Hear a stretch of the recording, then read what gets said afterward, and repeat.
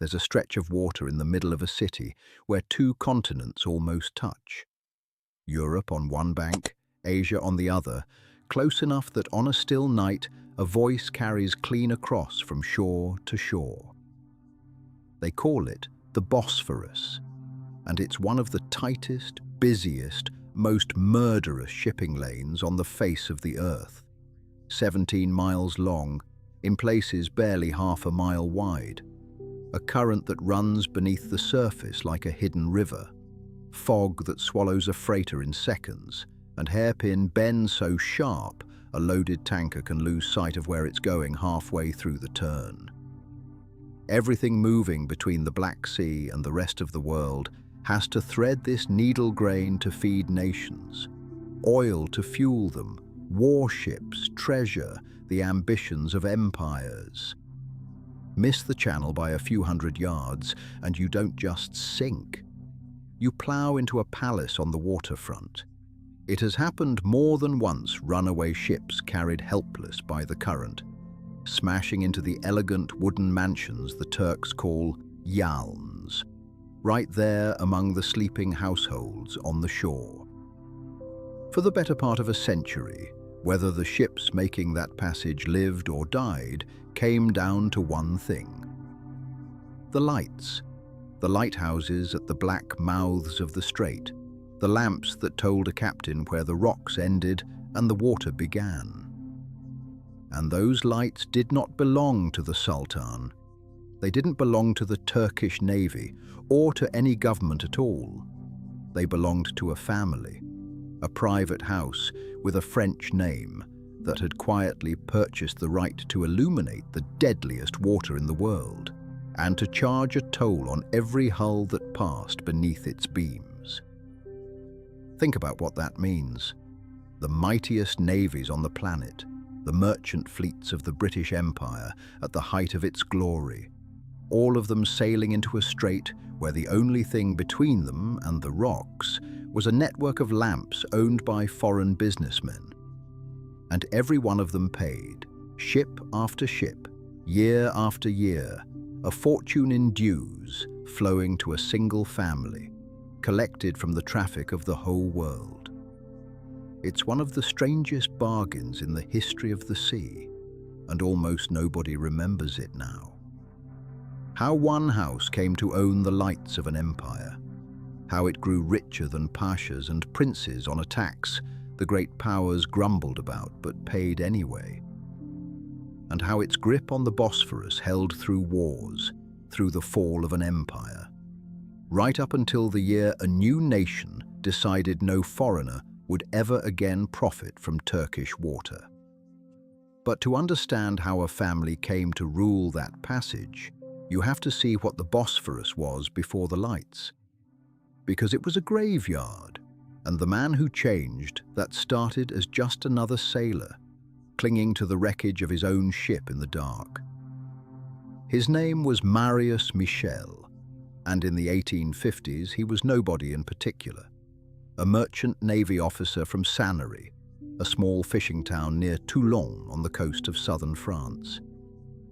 For 10 years he'd worked the run between Marseille and the ports of the Ottoman Levant, back and forth across the eastern Mediterranean, learning its coasts and its moods the way only a working sailor can. He knew where the currents turned. He knew where captains died. Because in those years, they died constantly. The coasts of the Ottoman Empire, thousands of miles of them, from the Aegean to the Dardanelles to the Black Sea and the Bosphorus, were almost entirely unlit. A ship approaching at night was sailing blind, feeling its way toward a shore it couldn't see, gambling that the rocks weren't where it feared. Whole vessels vanished, crews drowned within a stone's throw of land. Then Michel lived it himself. He was wrecked in the eastern Mediterranean, and he came through it with an idea burning in him. This darkness wasn't fate, it was a gap, and gaps could be filled for a price. The timing was extraordinary. The Crimean War had just thrown France, Britain and the Ottoman Empire together against Russia, and French influence at the Sultan's court had never stood higher. Michel took his idea all the way up. He got word to the Emperor of France himself, Napoleon III, and through French diplomatic muscle, the proposal reached the Sultan. In 1855, with the war still raging, the Ottoman government handed Marius Michel authority to begin lighting its coasts. He didn't do it alone. He joined forces with a financier, a fellow Frenchman named Camille Collas, and together they founded a company that would carry both their names, Collas and Michel.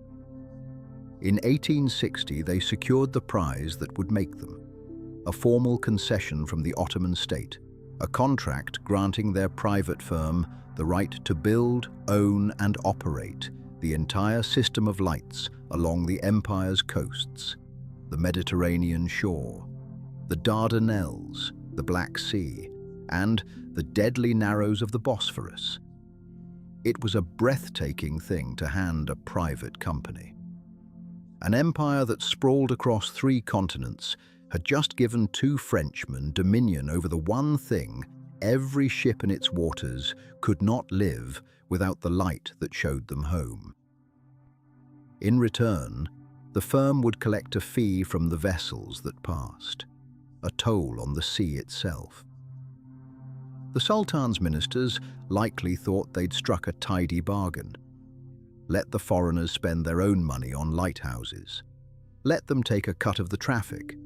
The state would pocket its share and be spared the cost. What none of them seemed to have grasped was how much money was about to start flowing and into whose hands. Because Marius Michel was about to become one of the wealthiest men in the Ottoman world. And his lamps were about to become an empire of their own.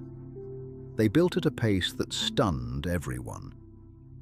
In the first 20 years alone, Collas and Michel raised nearly 100 lighthouses across the Ottoman coasts, where only a scattered handful had stood before. They imported the finest lenses from France, great faceted crystal eyes that threw a beam miles out to sea. They lit the Dardanelles, they lit the Black Sea approaches, and they ringed the Bosphorus with fire, the towers at Rumeli and Anadolu guarding its northern mouth where the strait opens into the Black Sea, the lamps along its banks guiding hulls through the bends toward the Sea of Marmara. For the first time in history, a captain could run the strait at night and trust what he saw. The graveyard began to empty. Fewer ships broke apart on the rocks, fewer crews washed up on the shingle. By any human measure, it was a real good. Thousands of lives saved by light. But it was also a business, and the business was staggering. Every ship that used those waters paid the company's dues, collected through a web of offices scattered across the empire's ports. The tolls poured in from the traffic of the entire world, and the lion's share stayed with the firm. Across the decades, the concession threw off millions of francs a year, and the company kept the bulk of it, a private fortune, skimmed ship by ship from some of the busiest sea lanes on the planet. Here's the detail that galled the great powers. The single largest source of that money was Britain. British merchantmen, the most numerous vessels afloat at the height of the empire, were the biggest contributors to the dues, which meant the world's dominant naval power was, in effect, paying a standing tax to a private French family every time it passed through Ottoman water. London hated it. London kept paying. There was no other way through. And Marius Michel rose with his lamps. The Sultan made him a Pasha, a lord of the Ottoman state, a Frenchman granted a title usually reserved for the empire's own great men. He was handed the job of rebuilding the harbour of Constantinople itself. He poured money into the Mediterranean port of Mersa and raised grand seaside mansions along the coast, his name stamped on whole stretches of shore. He carried his fortune home to France, became mayor of the little town he'd sailed out of, and rebuilt its harbour and its church with lighthouse money. A pope made him a count. Sanari's poor sailor had become Michel Pasha, one of the richest, most decorated men ever to serve the Ottoman throne, and he'd done it by selling the sea its own light. When he died in 1907, the machine didn't stop. The company bore his name and kept his grip. The concession was an inheritance now, renewed and extended, set to run deep into the 20th century. The lights of the Bosphorus had an owner, and the ships kept paying. But the empire those lamps served was dying. And when it fell, everything Michel had built would suddenly be standing on ground that no longer wanted it. The Ottoman Empire went into the First World War and did not come out. By 1918 it was beaten, occupied, carved apart by the victors. And in the wreckage a hard truth lay exposed. Over the previous century, foreigners had come to own enormous pieces of the Ottoman world. Its debt was run by a European commission. Its ports, railways, mines, and tobacco, concession after concession, all draining wealth outward. And its lights, the lamps on every headland, belonged to a French house that had been taxing the empire's own coastline for 60 years. For a proud people, it was unbearable. Out of the ashes rose a soldier named Mustafa Kemal, the man the world would come to know as Atatürk. He drove out the occupying armies, abolished the Sultanate, and in 1923 declared a republic. Modern Turkey was born, and it was born with one obsession burning at its core: sovereignty. Never again would the country be a thing that outsiders owned and milked. The old privileges that let foreigners profit on Turkish soil were to be swept away, one by one. But the lighthouse concession was armoured in paperwork. It was a contract, signed and renewed. The most recent extension, dated 1924, kept the lights in the company's hands on paper toward the middle of the century. The firm had law on its side. Michel Pasha was long dead, but the house he'd built still held the deed to the Bosphorus, still collected its dues from every passing hull, still ran the lamps of a country that now despised the very idea of it. You can feel the collision coming. On one side, a private French firm clutching a 19th century privilege, insisting on its right to keep tolling the sea. On the other, a fierce young republic that had bled to make itself free and couldn't stomach that the light guiding ships into its own greatest waterway was owned by foreigners and rented back to the world. Something had to give, and the new Turkey wasn't in the habit of losing. Through the 1920s and into the 1930s, the pressure built. Turkish authorities pushed, negotiated, maneuvered, set on prizing the network out of private hands and making it national property, whatever the old contract said. The company dug in. For a while, the paper held. And then the ground beneath the whole arrangement shifted. Not just the lights, but the strait itself. Because in 1936, the powers of the world sat down at a quiet Swiss lakeside town to decide, once and for all, who would command the Bosphorus. And the answer they gave left no room at all for a family of foreign lamp keepers. The place was Montreux, on the shore of Lake Geneva. There, in 1936, the powers with a stake in the Turkish Straits, Britain, France, the Soviet Union, and others, signed an agreement that handed the Bosphorus and the Dardanelles fully back to Turkey. The Montreux Convention gave the Republic the right to fortify the straits, to govern their traffic, to stand as undisputed master of the passage between the Black Sea and the Mediterranean.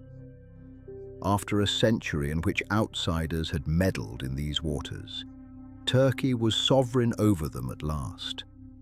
And a nation that had just won command of the strait was not about to leave the lights inside it in foreign hands. The move was already underway.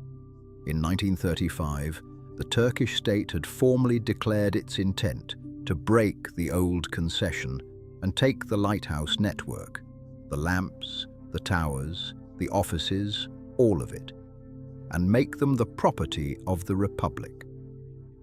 The company's contract, for all its careful clauses reaching toward 1949, could not survive a determined government that now held every card.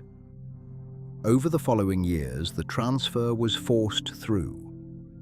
The tolls that had flowed to a private house for 3 generations were turned toward the state. The lights of the Bosphorus finally belonged to the country whose coast they stood on. And with that, one of the most remarkable private empires in the history of the sea simply ended. For the better part of 90 years, from a shipwrecked sailor's idea in the 1850s to the eve of the Second World War, a single French house had owned the light of the Turkish coast. It had ringed the deadliest strait on earth with its lamps, saved countless lives, and quietly taxed the fleets of the world's greatest powers for the privilege of not dying in the dark. Kings had envied its fortune. Britain had resented its toll and paid it anyway. Then a new republic, forged in its own war of independence, reached out and took it back, not with cannon, but with a claim no lawyer could answer, that a nation's own light should belong to the nation. So the next time you see the ships stacked along the Bosphorus, waiting their turn to thread that impossible needle between 2 continents, look to the headlands, Rumeli, Anadolu, the old towers still burning at the mouth of the strait. For generations, those lamps were a private fortune, and every captain who trusted them was paying a family he would never meet. Today they belong to Turkey, bought back, fought for, and never surrendered again. The dues vanished into the state that guards the strait, and the name Collas and Michel faded into a footnote known only to historians and the keepers of old lights. The passage was always about power. Who holds the water? Who owns the light? And who, in the end, gets to decide which ships come home?